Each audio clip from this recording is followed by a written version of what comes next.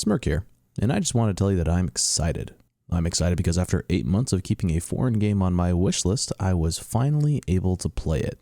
The game's name is Firework, the 2021 horror game, not the 2018 action platformer. I wanted to give it a spoiler-free review to justify my 8 out of 10 scoring since I really enjoyed the game. Firework released in February of 2021, originally only supporting the simplified Chinese language. I found the game in the new and trending tab sometime in March and added it to my wishlist hoping for a translation, which didn't come until December that same year. What really drew me to the game was its presentation of its art style in addition to the highly explicative Steam store page. It definitely didn't hurt the game also had roaring reviews among the Chinese player base, garnering over 13,000 reviews within 2 months of its release. All these points are accompanied by several English-speaking posters asking for an English translation so that it could be shared with a larger player base. A little bit of information I found about the developer, Xiying Studio, is that this isn't their first game published. Back in 2019, they released a game called Tales of the Black Forest, an RPG Maker horror game that takes place in Japan as opposed to Firework's Chinese setting, and it seems that Tales did pretty well, but it just didn't have as much impact as Firework did. The publisher, Gamera Game, isn't really that notable, but they did publish the Dyson Sphere program game if that means anything to anybody. So to talk a little bit about the gameplay, Firework is mostly a side-scrolling horror game that took me a little over 4 hours to complete. In addition to its side-scrolling elements, the game features puzzle solving that's required for story progression. Some puzzles have some obvious solutions, while others may leave some people scratching their heads for a few moments, but overall, the puzzles are generously constructed and their answers are totally logical. In terms of the story, this game takes place in 2004 and you take control of Lixun, a police recruit newly transferred to the Criminal Investigation Department. A fire takes place during a funeral and brings the police to the local neighborhood of Qingtan Town, a village that exhibits highly superstitious customs. With that being said, in conjunction with the atmosphere of this dark town having absolutely no influence at all, the car of Lin and his investigative partner, Zhang Ming, breaks down just as they arrive. It doesn't take long before you start running into supernatural happenings. Lin becomes separated from Zhang and begins to encounter both the living and the deceased. Paper dolls begin to point the way ominously, and ultimately Lin finds himself at the foot of a case that was previously closed where a family of 4 suffered a triple homicide and a suicide. Lin figures that since the car is broken down and smartphones haven't quite been invented yet, he may as well reinvestigate the case. Firework features some strong reoccurring themes aside from the supernatural that reference other aspects of Chinese culture. One of the more well-known aspects would be the inclusion of yin and yang and how that controls some of the story elements. Red is also persistently used to indicate a point of interest, which has been traditionally used to symbolize a myriad of positive things as well as warding off evil. One facet that was new to me was the idea of being in debt to the dead, whereas if you take something from the dead without returning it, you, your family, or both are to suffer in some capacity. I'm not able to explain much more beyond that without giving away some contextual story elements beyond the prologue, so instead I'll talk about what I really enjoyed about Firework.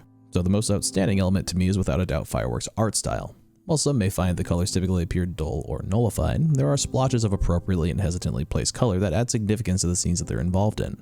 The backgrounds and foregrounds, whether indoor or outdoor, are both beautiful and unsettling. Firework utilizes the visual medium to convey so much, and even then there are some pieces that would be unnoticeable due to their subtlety. There are things that I didn't realize during the initial playthrough that I began to notice while I was writing this review. For example, the tears that you make in this wallpaper mimic the silhouette of an adult and a young child. It's these type of subtleties that are demonstrative of the amount of detail the developer is putting in. This game also cleverly utilizes both the background and foreground perspectives on multiple occasions, and I appreciate that full usage since it just shows that there's more going on than just what's seen on the XY axis. Since I was heavily scrutinizing the game's art style, there were some parts that weren't particularly bad or distracting, but are more questionable.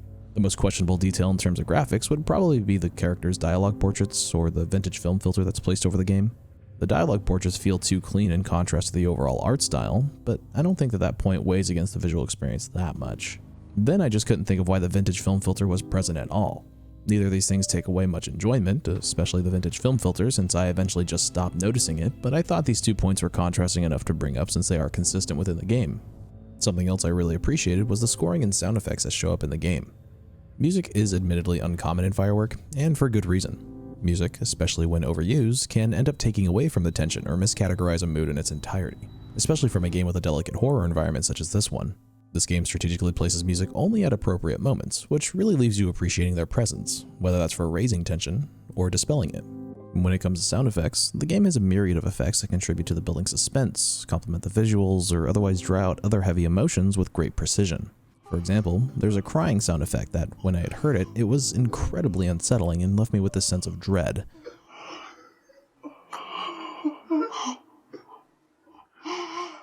Hell, even tearing away paper complements the tense environment you've been placed into to the point where it may cause you to jump.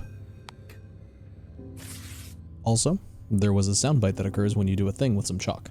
Now, that soundbite was excellent, but I hated hearing every second of it. There is, admittedly, one sound that pops up when a photo appears that sounds like a fart. The visual and audio aids really contribute to the overall atmosphere of the game, but the atmosphere itself is not without merit of how horror is conveyed the entire time. If I had to describe the way that this game conveys horror, it's definitely not horrifying and is more horror light. The way this game handles horror is delicate. It's a slow burn that leaves you hesitant to proceed to the next section of the game as opposed to being terrified of progressing. The game's Steam store page does let you know what to expect in terms of jump scares and chases, but I didn't find that to spoil the atmosphere at all. I think this game has balanced the overall experience of storytelling with horror themes so that people who are hesitant to play horror games would still be able to find Firework to be overall enjoyable without instilling too much anxiety. Though, funnily enough, the game says there aren't jump scares, but there are some suddenly spooky moments, so the game isn't totally incapable of surprising you. Next up, I'd have to say that I really enjoyed the overall character developments. One outstanding line on the Steam store page is when the developer wrote, "Everyone plays a small role in the changing world, however, everyone is the hero of their own story." And I find this description to be upheld well. Throughout your investigation, you'll encounter characters that may seem like antagonists to your findings, but I think that the line, "everyone is a hero of their own story," is important to remember, as it's a complex layer of high-quality storytelling since the combative stance of right and wrong is rarely that simple. The only thing about the character development piece that felt unnecessary is the development of the main character, Lixun. It's nice learning about the character you're playing as it helps a character to become more relatable, but there are some very particular developments that left me confused at what the purpose of his development was. I didn't feel like it added much aside from a stint of confusion, since I don't really consider Firework to be about Lin or his growth as a character. The game just seems too short to try and add another character arc into the mix. The last thing I wanted to talk about is the story. The story at large is great, not excellent. In a way, this point is kind of like being the shortest tall person at the tall person competition. Now, before I talk about this, I'll be anonymizing the details so that I don't spoil any of the plot. If you want to talk about my talking points in the comment section, that's fine, but make sure your comment is arranged in a way so that spoilers aren't revealed without someone having to expand your comment. Otherwise, I may have to hide your post out of courtesy for others who want to experience this game. The story is well constructed and is largely coherent except for a specific part involving a late game plot device that left me a little confused. Without spoiling the plot itself, there's an order that some characters interact with a plot device to achieve a goal, and the turns in which they interact with this device drastically impacts the end result of that goal. The game leads me to believe that they may have interacted with this device out of order, which then just undermines the conclusion of a key plot point. It's possible that I myself am thinking about their interactions out of order, but I'm just acknowledging them in the order that the game presents them to me. I wouldn't call this a plot hole because I could do some mental gymnastics to fix this in my head, but it does appear like a little bit of an oversight. Aside from that, the story is largely comprehensive, but can be difficult to keep track of sometimes only because of how many characters are involved. There's things that happen in the beginning of the game that you'll want to remember later, so if you aren't a note taker or you have to play the game in chunks, you may find some information that's lacking context or foreshadowing that may have been forgotten. There are also a couple of supernatural incidents that don't get any explanation, like in the prologue why Lin Lixun's name appears in the ledger after purchasing a battery, but those are relatively minor and don't detract too much from the story. So all in all, I really enjoyed a lot of the game. There's a couple of digs at some of the things that I like about Firework, but it's a great game. Not without flaws, but the flaws don't really detract much from the experience. I chose to overlook the translation and localization mistakes that show up every once in a while since the context clues always led me to fill in the correct word or phrase anyway. If you like horror-like games that emphasize storytelling with a strong character cast in lieu of difficult gameplay, this game is probably going to be right up your alley, so I hope you'll consider giving it a try. The game does rock a $10 price tag, which does make it a competitor for other horror titles that some may consider to deliver more, but I think the experience that Firework brings is entirely unique. But now we're all done here. Hope this video made sense of my 8 out of 10 rating. For those who have watched for a while, this is the first game I've ever given an actual number score to. I feel a little more confident in how I review games, so I'll start attaching numbers to all the reviews I do, starting with this one. Like the video if you liked it, comment some thoughts, or subscribe if you want to see more. Bell might be a good investment since I don't upload on a specific schedule, just 2 videos a month. Happy New Year, y'all.